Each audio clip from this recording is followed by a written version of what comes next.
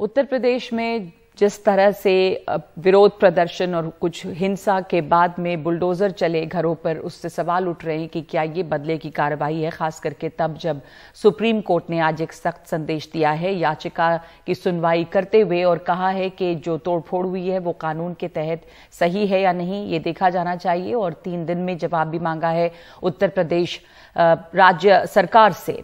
तो इस पर बात करने के लिए इस वक्त मेरे साथ जुड़ रहे हैं सुप्रीम कोर्ट के पूर्व जज जस्टिस दीपक गुप्ता। बहुत धन्यवाद आपका जस्टिस दीपक गुप्ता।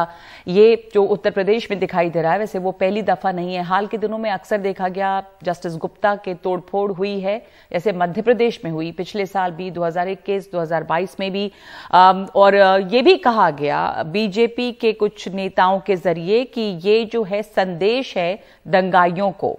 अभी भी एक बयान सामने आया जिसमें रिटर्न गिफ्ट की बात कही गई। शलभ मणि त्रिपाठी हैं जो एडवाइजर हैं मुख्यमंत्री के उत्तर प्रदेश में, तो ये साफ संदेश दे रहे हैं ये कुछ नेता कि ये एक तरह से बदला या पनिशमेंट दिया जा रहा है, जबकि कानूनन ये कहा जाता है कि ये जो तोड़फोड़ हो रही है वो इसलिए है क्योंकि ये अवैध निर्माण है। तो आज जो सुप्रीम कोर्ट ने संदेश दिया है, क्या वो इस तरह के बयानों या इस तरह की कार्रवाई को रोकने के लिए काफी होगा? नहीं, आज तो सुप्रीम कोर्ट ने सिर्फ पहले नोटिस ही इशू किया है, कोई आज कोई नतीजा नहीं हुआ है अभी तो नोटिस। और उन्होंने साफ कहा है कि जो भी कार्रवाई अवैध निर्माण के खिलाफ होगी वो कानून के तहत होनी चाहिए। और इसमें कोर्ट पहले दिन कोई ये तो नहीं कह सकता कि जी सारी कार्रवाई गलत है जी। अब दूसरी साइड को हमारी जुडिशियल परंपरा जो है उसमें दूसरी साइड को बिना सुने कोई फैसला नहीं दिया जा सकता। 3 दिन का टाइम दिया गया है स्टेट को अपनी तर्क रखने के लिए और उसके बाद सुप्रीम कोर्ट फैसला करेगा। पर जो आज जस्टिस बोपन्ना ने 2-4 टिप्पणियां की केस सुनते हुए, उनसे बड़ा साफ मैसेज दिया गया स्टेट को कि आप जो कुछ करो बिल्कुल कानून के दायरे में करो।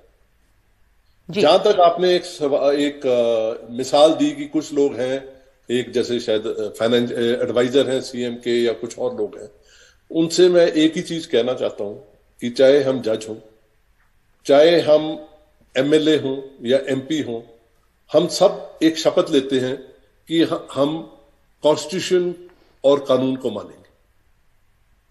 और अगर आप बोलोगे हम बदले से करेंगे या ये मैसेज दिया जाएगा दंगाइयों को और ये कानून के हिसाब से नहीं होगा पर जैसे हम चाहेंगे वैसे होगा, तो आप जो आपने शपथ ली है to uphold the constitution and the laws, उसी को वायलेट कर रहे हो और आपको कोई भी पद रखने का कोई हक नहीं है। अगर आप अपनी ही शपथ तोड़ रहे हो तो आप कैसे कह सकते हो कि जी हम तो एमएलए रहेंगे और हम जो मर्जी बयान कर दें। जी जस्टिस गुप्ता, जी जस्टिस गुप्ता, ये पहली दफा नहीं है, आपने पहले टिप्पणी भी की है, बल्कि मध्य प्रदेश में तो ऐसी कई मिसालें हैं जहां पर इस तरह की कार्रवाई हुई और ये साफ लगा कि जो कथित तौर पे इलीगल स्ट्रक्चर्स को डिमोलिश किया जा रहा है वो फौरन किसी एक कार्रवाई जैसे कोई विरोध प्रदर्शन हो या कुछ हो उसके बाद किया जा रहा था। कुछ भी अगर एलिगेशन है लोगों पे तो उनके घरों पर तोड़फोड़ हुई है।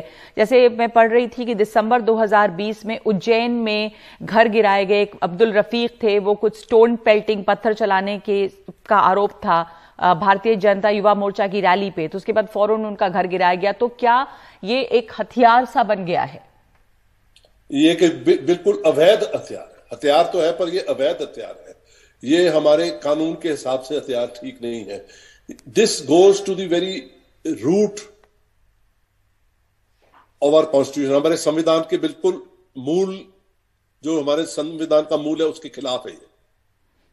और ये जो कार्रवाई हो रही है ये मेरे को अफसोस से कहना पड़ रहा है पर ये हो रही है एक मजहब के लोगों के खिलाफ ही हो रही है ज्यादातर।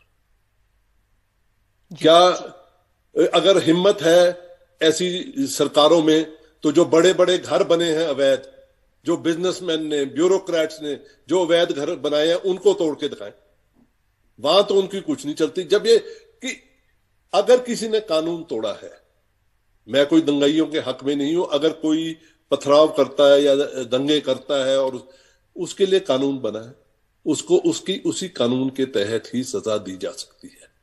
और जितनी कानून में सजा लिखी गई है वही दी जा सकती है, उससे ज्यादा नहीं दी जा सकती। किसी का घर तोड़ना मेरे हिसाब से किसी भी क्रिमिनल लॉ में, किसी भी कानून में ये एक पनिशमेंट नहीं है।